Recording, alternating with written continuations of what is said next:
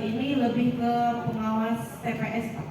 Nah, jadi pada saat hari H pengalaman saya dari Pilpres kemarin sampai Pilkada ini, saya cuma menanyakan tugas atau fungsinya PTPS ini ya di TPS, terus batasannya sampai mana? Karena selama ini saya sebagai Ketua PPS Melayu itu banyak sekali melihat dan mendengar cerita dari KPPS saya yang curhat gitu ya. Karena kadang-kadang seperti di TPS 1 itu kemarin bukan mungkin saya dan teman-teman dari PPK dan juga Bapak Ibu Komisioner turun langsung ke TPS tersebut di hari H. Itu sebenarnya ada pengawas TPS. Ketika ditanya dan lain-lain semuanya aman gitu ya. Nah ternyata seperti yang kita tahu sekarang akhirnya PSU gitu. Nah jadi maksud saya karena ada juga banyak sekali yang menyatakan, Bu, kami ini bertanya ke pengawas TPS. Mungkin karena KPPS ini juga terkendala dari ketidaktahuan mungkin ya. Jadi kan dia punya pengawas. Kami selalu menyatakan kalau mau mengambil tindakan yang sesuatu yang mungkin kalian ada yang tidak tahu apa, ada pengawas di situ ya. Jadi tanyakan ke pengawas. Nah, jadi ada hampir di TPS Melayu itu kalau ditanya pengawasnya hanya bilang terserah aja Pak, terserah aja gue gitu kan.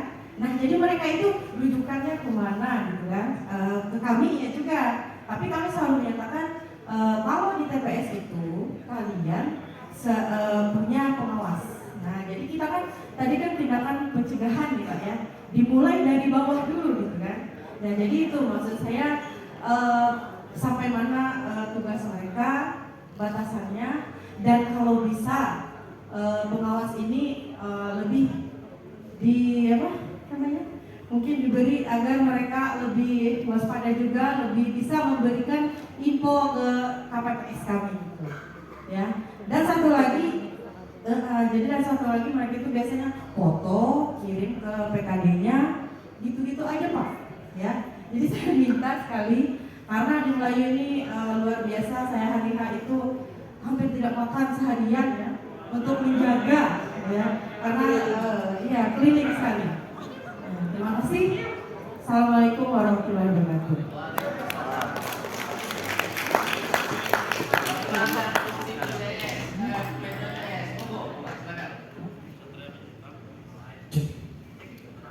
Baik, terima kasih Bu Menti dari PPK Tengah. Idealnya begini Bu Menti, ini kita berbicara idealnya. Kalau pengawas TPS kami itu secara sama sebenarnya, memastikan karena ini pengawas TPS itu adalah dia hanya di tahapan masa tenang dan pungut hitung kalau tidak salah, sama mungkin dengan KPPS. Nah, dia memastikan proses tahapan itu berjalan sesuai dengan peraturan perundang-undangan. Secara secara pengetahuan dan secara bintek kami sudah ibaratan itu sudah beberapa kali juga, karena yang membintek itu kan biasanya pengawas kecamatan sama mungkin KPPS, yang membintek kan PPK gitu. Kita juga sudah berkali-kali bahwa ini aturannya tolong dipelajari, terus kemudian kalau ada potensi pelanggaran silahkan lakukan langkah pencegahan, tegur dan lain sebagainya. Kalau ada pertanyaan mungkin sampaikan, tetapi memang betul dia tidak bisa memutuskan melihat. Tapi kalau ditanya, ya idealnya dia harus menjawab ini aturannya begini, ini aturannya begini. Nanti bukan berarti jawabannya terserah aja. Nah, itu juga salah sebenarnya. Tapi ya kami juga memang kalau mau dilihat juga, semisal kayak laporan pengawas TPS ini semisal, tidak semuanya laporannya itu penguraian laporannya itu jelas. Ada banyak pengawas kami di TPS itu yang laporan pada hari H itu pemungutan dan perhitungan suara di 27 November alhamdulillah berjalan lancar. Cuma begitu Bu laporannya. Jadi apa yang bisa ditangkap dari laporan begitu kan? Jadi tidak ada mungkin uraian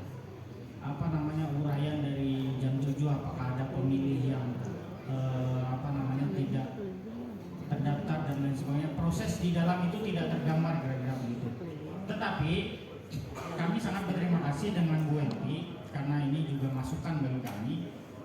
Ya idealnya memang seperti itu, tugasnya itu adalah memastikan proses tahapan baik itu tahapan masa tenang maupun tahapan pungut hitung itu berjalan sesuai dengan ketentuan. Nah tadi semisal saya sudah contohkan kalau memang ada potensi pelanggaran, maka pengawas kami melakukan pencegahan dengan menyampaikan ini aturannya. Kalaupun ada KPPS dan warga KPPS juga menanyakan karena di situ ada pengawas, harus idealnya pengawas menyampaikan ini aturannya, ini yang tidak boleh dan ini yang boleh semisal gitu begitu. Nah seperti kasus di TPS Melayu Susah. Ini kan kalau memang ya kita juga mengakui ada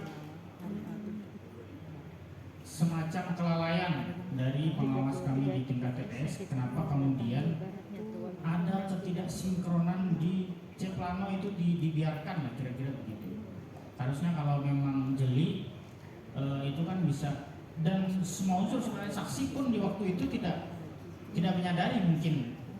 Nah kedepannya memang kami juga menekankan kepada jajaran kami di tingkat pengawas kecamatan untuk memastikan semua pengawas di jajaran tingkat PKD dan tingkat TPS itu betul-betul mengawasi setiap proses tahapan pemilihan yang berjalan. Tapi itu tadi seperti di 27 November, sebelum 27 November itu saya rasa kita sudah maksimal kira-kira baik dari jajaran ad hoc KPU maupun ad hoc Bawaslu. Kita kalau penilaian kita di kabupaten kita sudah merasa maksimal kita memberikan pengetahuan dan lain sebagainya kepada jajaran kita masing-masing tingkat bawah untuk menjalankan proses pengawasan dan penyelenggaraan pemilihan ini sesuai dengan aturan. Tapi yang namanya penerimaan seperti yang disampaikan Pak Adi tadi, ada yang panjang mungkin tidak semuanya masuk dan lain sebagainya. Ada yang penerimaannya lambat, ada yang mungkin tidak paham tapi tidak mau mendengarkan dan lain sebagainya. Nah ini yang menjadi kendala dan tantangan kita bersama. Nah Bapak Ibu sekalian, yang kita khawatirkan itu begini. Saksi di setiap TPS itu dia tidak mau tidak mau protes, tidak mau komplain, hanya mencatat aja. Mencatat videonya main atau fotonya main, catatannya main.